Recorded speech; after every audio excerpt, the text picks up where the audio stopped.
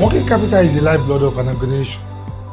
Just as the body cannot function without blood, no business can survive without sufficient working capital.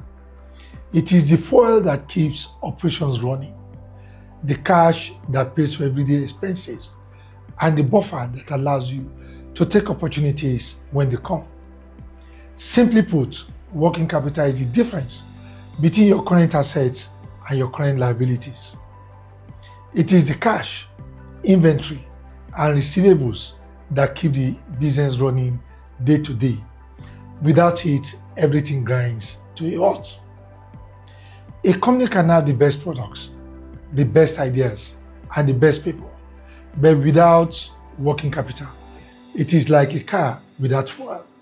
It will not go anywhere.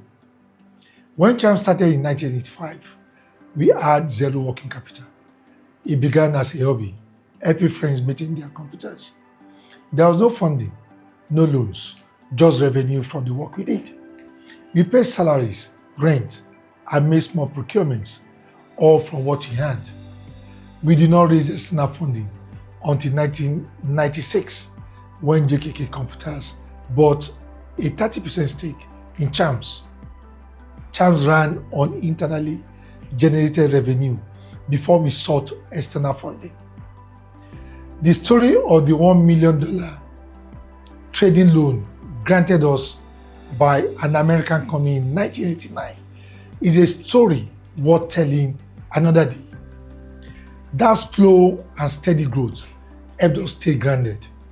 We did not expand too quickly, and we never took on more than we could handle.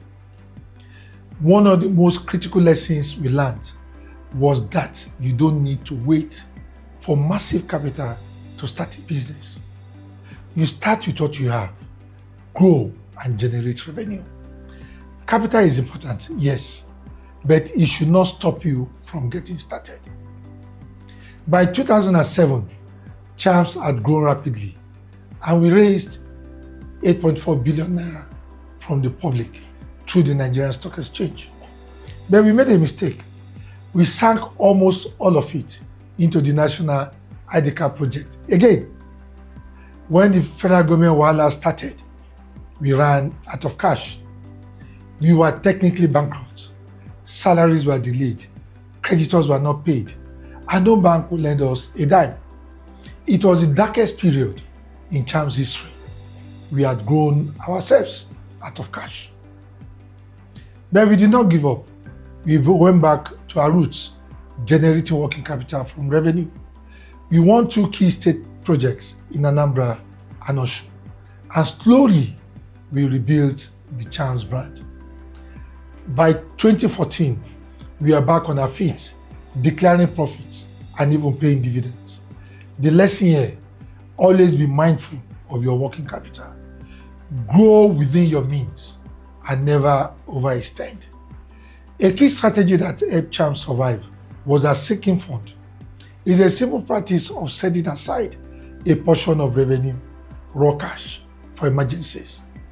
It is like saving for a rainy day, and it can make all the difference when the unexpected happens. Every business should have a sinking fund. It helps you weather the storms when banks won't lend or when revenue is not coming in as expected. Another important lesson is the value of diluting ownership to raise working capital. Many entrepreneurs are afraid of giving up shares in their company, but sometimes it is the best way to bring in the much needed resources, expertise, and even corporate governance. If you had not raised the capital from JKK deal and the stock market, many of the innovations Chams pioneered may never have happened. Sometimes it is better to own less and have a thriving business than own everything and struggle. Working capital is essential for survival, but it must be managed wisely. Always grow at a pace that your working capital can support. Set aside funds for emergencies, and don't be afraid to dilute ownership if it means keeping your business alive.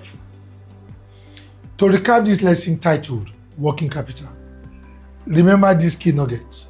Number 1, Working capital is the lifeblood of your business.